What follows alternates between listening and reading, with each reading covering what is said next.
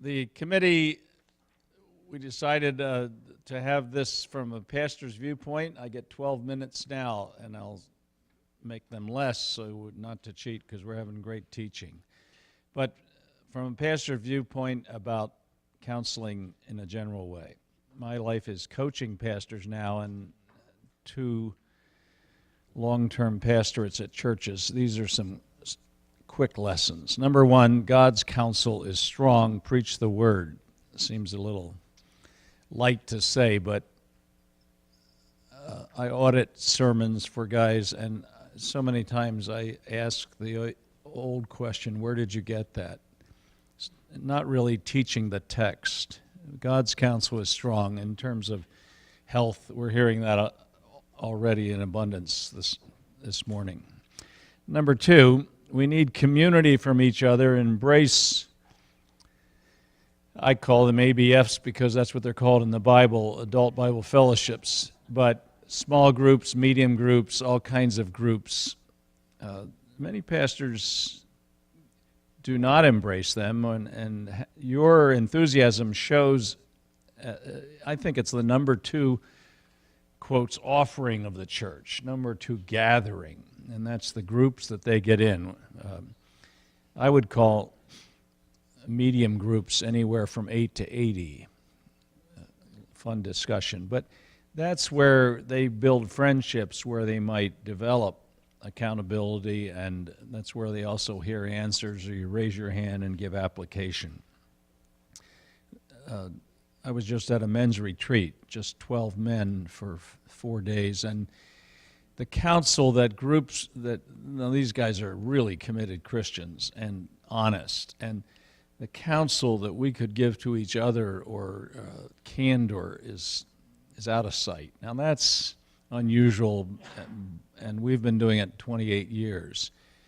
But some element of that can be in true Sunday or home ABFs. It's another subject, but I urge you to treat them both the same. Sunday groups of 15 are the same as a home group of 15. It's for community and Bible study and application. Number 3, the best candor for counseling or for getting on each other in a good way can happen in DAG, discipleship accountability groups. And again, I'm just sharing an opinion. I think most churches don't have those. They call discipleship 10 people in a home, husband and wife, and that's great community and Bible study and application, but it's not terrific candor unless you do like some do, and the men go to the basement for the last 45 minutes and the women stay upstairs. And it clearly is always the men go to the basement. But there, I just talked to one the other day, and they say their real candor or questioning or accountability happens then. I just think it's a very healthy thing, and I am on the subject of counseling or emotional health. Number 4, related to one-on-one, my experience as a pastor, and Bob, Dr. Lehman, but I think Bob's okay maybe, but doing a great job on spirit here and the things he said on one-on-one. But we took 10 minutes at this retreat on That's Nothing, and I said, you know who's best at That's Nothing is pastors. That's Nothing is when somebody says, I like baseball, and you don't say that's nothing, but you say I like basketball and go into your thing instead of listening to somebody else. Pastors are great at doing that's nothing because we have I have stories for everything, especially at my age and experience of doing church. But listening, obviously, that is what you want to say, I guess, about counseling. But many pastors don't listen well. Immediately start teaching. B, referral experts. I did counseling when I went to a Bill Gothard seminar. Are they still around, Bob? I don't think. They've had a couple storms, but you got the red notebook and you had the answers. And I read Wayne Oates' book on counseling, and I counseled up about 10 times a week at least, for about 8 or 9 years in Ashland, Ohio, and I got into stuff I shouldn't have been in. And I remember somebody asking me if something de trois was okay. I can't even say it right now. Don't help me. And I since know it's 3 in a bed, but at that time I didn't know what it was, and I said, I don't think that's good at all. I was so glad I was against it. We'll ask the doctor if he's against it later, but some referral experts, some things I did on listening is okay and verses are okay, but in the technical stuff of how they were thinking related to sexual molestation, and I made it as a pastor, and I think there can be great help, but I just give that caution. We had a group at the chapel for, I don't know what we call it, but it was people hurt sexually when they were little. And we got a lawsuit against the chapel because of the advisor saying something or giving a particular advice. Fortunately, it got withdrawn. But we learned then that in Ohio, if you didn't have a trained PhD supervising that group, you could be sued. I said that too simply, but it really came down to that. So we appointed one, and that helped. My point was, somebody needs to be trained in certain areas. C, I hope at your church you have opposite gender policies. I just wrote down some we had door open partially, or the window that somebody could look in the room. Craig and I are coaching a church right now. He's interim pastor, and we said, let's put a window in the pastor's office, and it was within a week. But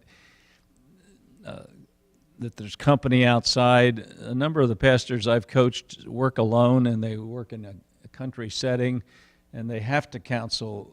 This is exact words of one recently. I have to counsel women alone when they come in the afternoon. I said, quit it right now, and he was not going to. But I just think it's a huge issue. Somebody could make one statement, and you're in trouble.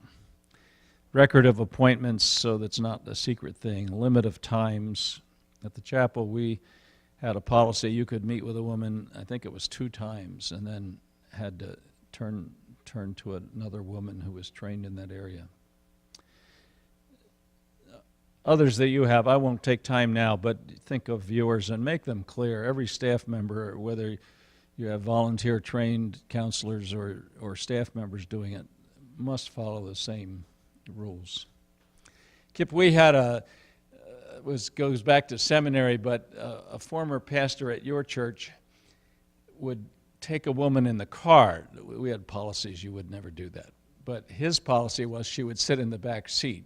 And I remember in seminary seeing this happen, and 2 things always came to my mind abruptly or quickly, which you shouldn't always say, but I do now. One was he should wear a chauffeur's hat, and 2 was that when I do it, I'm going to be even safer and have them be in the trunk.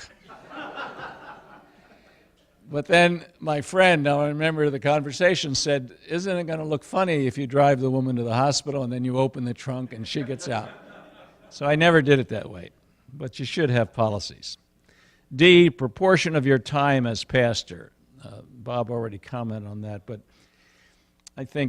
I know I, in those 10 years, gave too much of my time.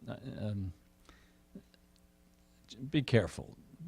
Give your primary, unless you're trained in that area, or special grace and commitment that you make to it, but get others trained in that area. Number 5, pastors often need counseling. Know your resources. And by this, I don't mean terribly deep psychological or spiritual counseling, though some of that. But I because in the 8 years since I've been going and doing more broad things in terms of around, there's so many good helps for pastors. One right not far from here in Michigan is alongside, but there are national ministries. There's places to go for 2 weeks as couples. When I first went to the chapel, Jenny and I went to Marble Retreat in Colorado for 2 weeks. Boy, that was some of the hardest work of my life, but very healthy. Just the adjustment to a large church like that was, for us, a huge thing. Anyway, if you're a pastor, have a friend who's a pastor that you can talk to each other, where you could.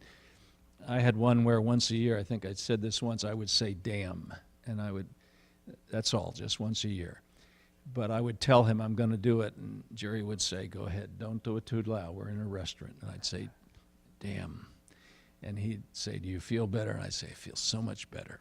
And in the church I was in, you wouldn't do that in the pulpit. But there are great ministers around, and national ministries, and people in this room, and like the seminary, but friends. But be sure of that. Thank you. That's a few thoughts, Pastor's View.